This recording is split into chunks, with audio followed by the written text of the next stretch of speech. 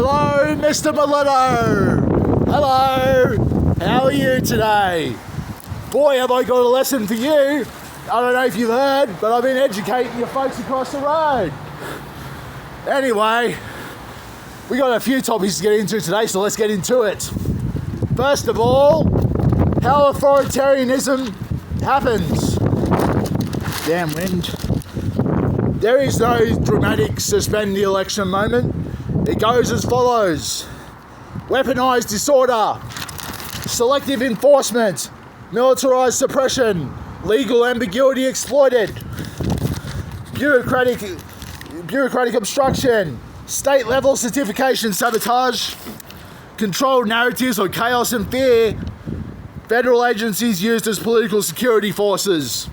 Not a dictatorship declared, a dictatorship emerged through erosion. And I'm betting you're doing it. You know, I heard about your behaviour a while away. 23rd of April 2026, 4 break-ins in the span of 2 hours by a bunch of 17-year-olds. You're not doing very well on crime, Mr. Miletto. But then again, you've never been very good on crime, have you? Especially in regards to one Patrick McFarlane.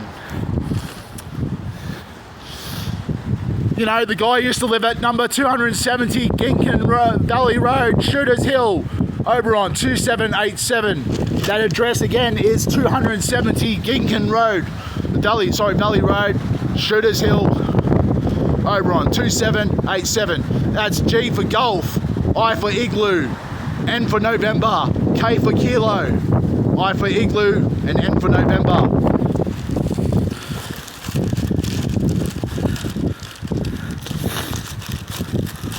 Hang on a second.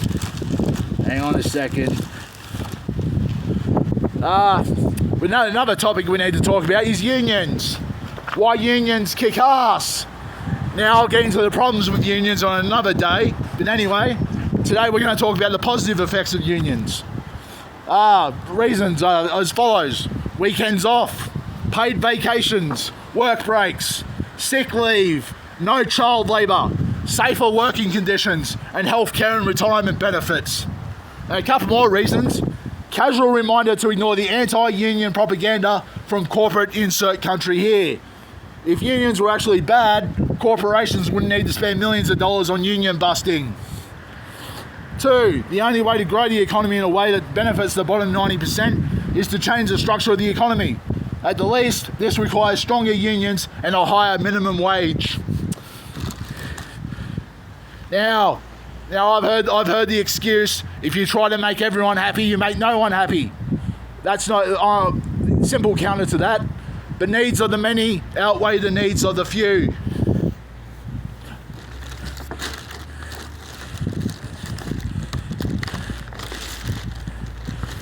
Anyway, I've got another topic here. Don't know, this one's a quick one. 6 ways billionaires, quote unquote, earn their wealth. 1, inheritance, fraud, political payoffs, tax avoidance, organised crime, which is pretty much what happened. I reckon, or in my opinion, I reckon that's what happened with those 17-year-olds knocking off all those stores in the span of 2 hours. You know, organised crime. No 17-year-old is that smart to knock off 4 stores within the span of 2 hours. No, someone organised them. Organised crime and insider trading. The self-made myth is exactly that, a myth. What we are dealing with is a non-falsifiable orthodoxy so insidiously marketed by the ruling interests that it affected people across the political spectrum. That's from Michael Parenti's book, Left Anti-Communism.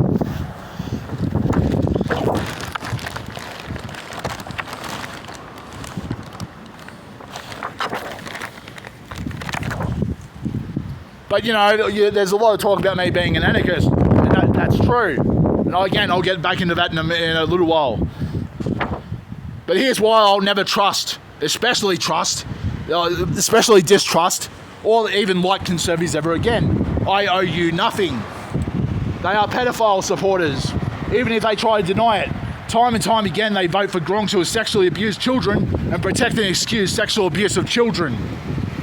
Sometimes You know, plus the fact that a lot of them are actual pedophiles, grifters and bandits, warmongers, junkies, racist fuckheads, sanctimonious two-faced weasels, control freaks, psychopaths, narcissists, Machiavellians, the dark triad, just feral cunts in general, genocidal barbarians, environmental vandals, and quite often, in my opinion, terrorist cunts. Everyone seems to want to deal with these cockroaches with kid gloves. They are feral, rabid humans who offer no real solutions to the myriad of problems they cause. Their quote-unquote contributions can only be measured by the absolute carnage they leave in their wake. You can slit my throat in the street, you can conservative family fuckers, but if you try that, I ain't going down without a fight. I will never join you.